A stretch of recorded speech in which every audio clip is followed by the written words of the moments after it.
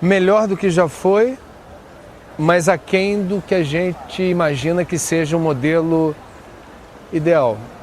Eu diria a você que a primeira preocupação que eu tenho quando essa questão é levantada é o que a gente está chamando de meio ambiente ou cobertura dos assuntos ambientais, porque não me parece que a gente deva falar apenas da agenda preservacionista ou conservacionista, mas quando a gente está falando de meio ambiente na TV, num formato jornalístico, a gente pode incluir aí o problema dos engarrafamentos, a perda de mobilidade urbana, a especulação imobiliária e o uso do solo nas cidades, a questão do modelo desenvolvimentista, se é ou não interessante para uma determinada cidade acolher uma indústria que já não é suportada nos países ricos do hemisfério norte.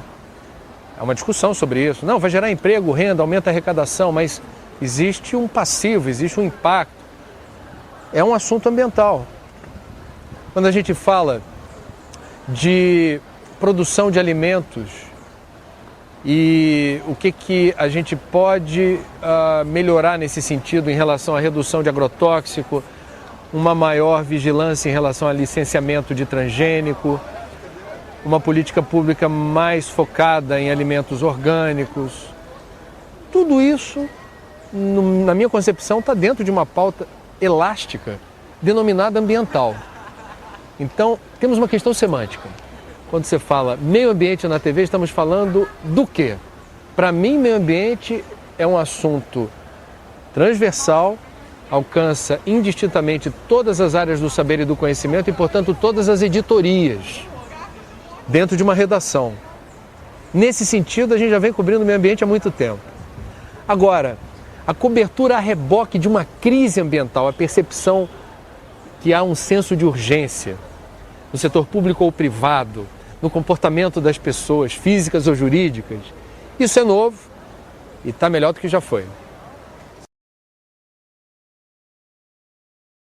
Denunciar o fracasso e esgotamento de um modelo de desenvolvimento que foi denominado há 20 anos na Conferência Internacional da ONU sobre Meio Ambiente e Desenvolvimento no Rio de Janeiro como ecologicamente predatório, socialmente perverso e politicamente injusto. Em 20 anos isso não mudou, na minha concepção.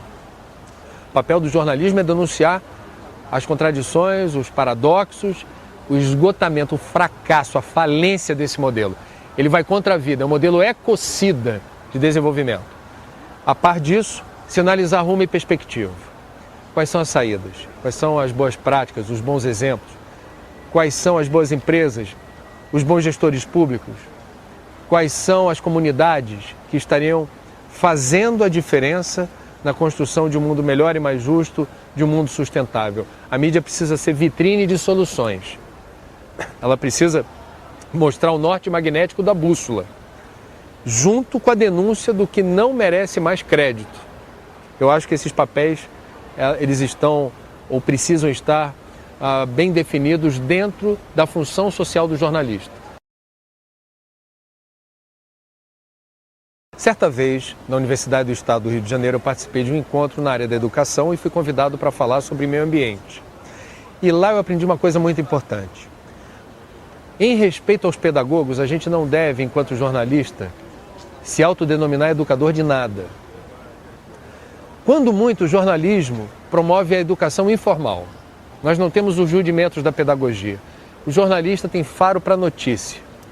A gente é preparado tecnicamente para escrever bem, descobrir nas rotinas jornalísticas o que a gente vai chamar de notícia e expressar, comunicar isso da forma mais clara e objetiva possível. Isso é ser jornalista. Se a gente influenciar hábitos e comportamentos, estilos de vida e padrões de consumo, estamos educando para o bem ou para o mal. Mas nós não somos pedagogos. Então, a educação formal não nos alcança. Agora, a educação informal está inserida no perímetro da nossa ação. A gente alcança essa dimensão informalmente.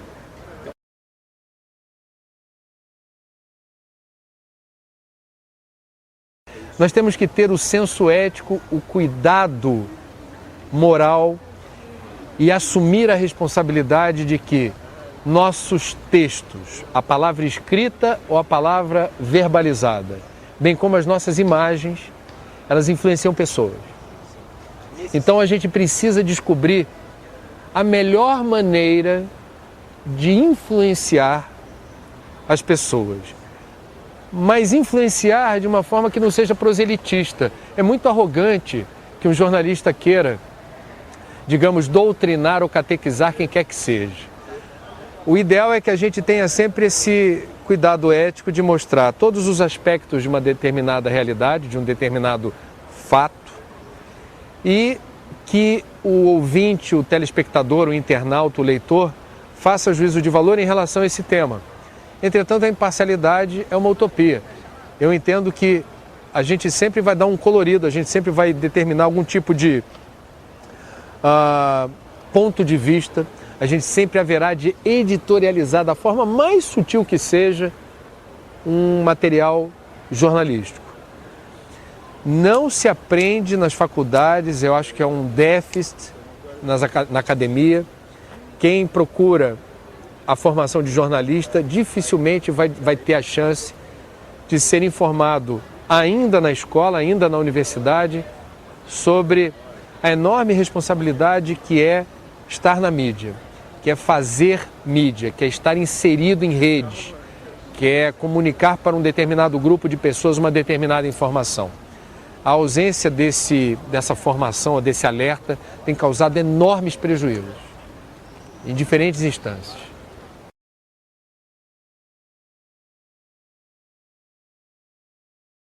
Na área ambiental, não há como a gente se omitir em relação a uma premissa, que é comprometimento em favor da vida. Não há dois lados da corrupção. Você jamais vai ver duas colunas no jornal como Folha de São Paulo, sim e não. Corrupção, sim. Corrupção, não. A corrupção é abominável sob qualquer aspecto. Você não vai ver sobre a escravidão, esse tema não tem dois lados. A escravidão é abominável sob qualquer ponto de vista, é indefensável. Seguindo a mesma linha de raciocínio, eu entendo que a sustentabilidade não tem dois lados. Ela pede comprometimento. E o jornalismo, assim como se posiciona de forma absolutamente parcial quando o tema é escravidão ou corrupção, deve fazer do mesmo jeito quando o assunto é sustentabilidade.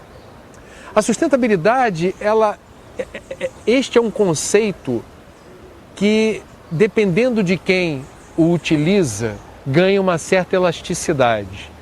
O meu conceito de sustentabilidade, ou o emprego correto do adjetivo sustentável, se dá quando a gente está falando de algum empreendimento, algum projeto, alguma política que respeita os limites, respeita a capacidade de suporte ou a biocapacidade de um sistema.